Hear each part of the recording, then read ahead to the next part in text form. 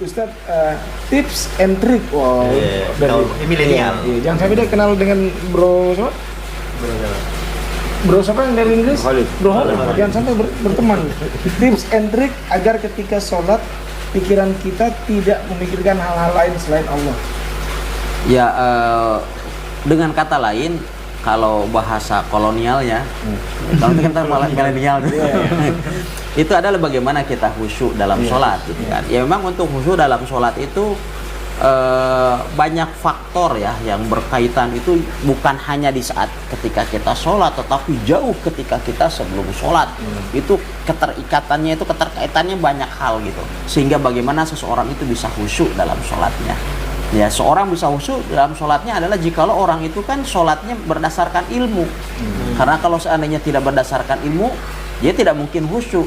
Dan ilmunya itu adalah bukan hanya sekedar ilmu tentang sifat sholat Nabi, tetapi tentang tauhid. Tauhid juga harus benar juga, karena dia bisa tahu kebesaran Allah Subhanahu Wa Taala itu seperti apa, itu kan? Itu kan yang mendatangkan kehusyuan. Kemudian berikutnya juga adalah ilmu tentang sifat sholat Nabi. Kemudian berikutnya lagi itu adalah berkenaan dengan kehalalan dari makanan yang biasa dikonsumsi oleh kita. Itu juga berkaitan dengan masalah kehusyuan. Sebab Allah Subhanahu wa taala berfirman, "Falyanzuril insanu ila ta'ami." Ya, kemudian dengan sikap perilaku harian, kalau seandainya kita ini adalah biasa melakukan hal-hal yang sia-sia, itu juga sangat berpengaruh pada ketidakhusyuan kita. Ya, kalau seandainya kita misalnya sering nonton film lah atau apa gitu kan, itu kan yang kebawa ke sholat itu yang kayak gitu tuh. Oleh sebab itu di dalam surat Al-Mu'minun, ketika Allah Subhanahu wa taala menyebutkan tentang sifat yang pertama dari orang-orang beriman itu alladzina hum fi sholatihim khashi'un, yaitu mereka yang khusyuk dalam sholatnya, di ayat berikutnya langsung Allah Subhanahu wa taala berfirman walladzina hum anil lagwi mu'ridun. Ya, mereka orang-orang yang berpaling dari perkataan dan perbuatan yang sia-sia. Ya, karena itu sangat keterkaitan tuh. Ya, kemudian berikutnya lagi hal-hal yang juga berkaitan di luar sholat atau berkenaan kehusyuan sholat tapi jauh di luar sholat. Contohnya misalnya menyempurnakan wudhu. Itu juga berkaitan. Bersiwak. Ya, kalau kita tidak bergosok gigi atau bersiwak, misalnya nanti pas sholat, ya kan ada yang nyangkut di gigi, itu kan tidak khusyuk juga. Kemudian misalnya menggunakan minyak wangi, menggunakan pakaian yang bersih, ya tidak ada ngandung najis dan lain sebagainya.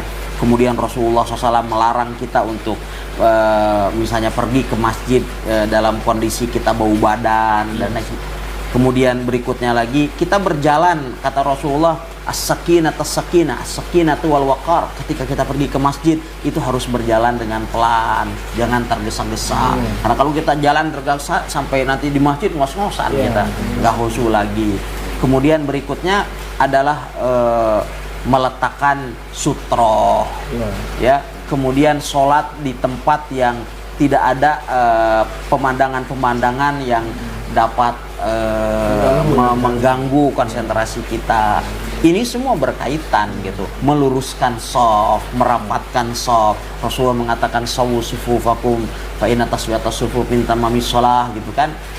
Ini semua berkaitan. Selain kemudian ada kaitannya misalnya dengan bagaimana pentingnya kita mentadaburi bacaan sholat, ya kan.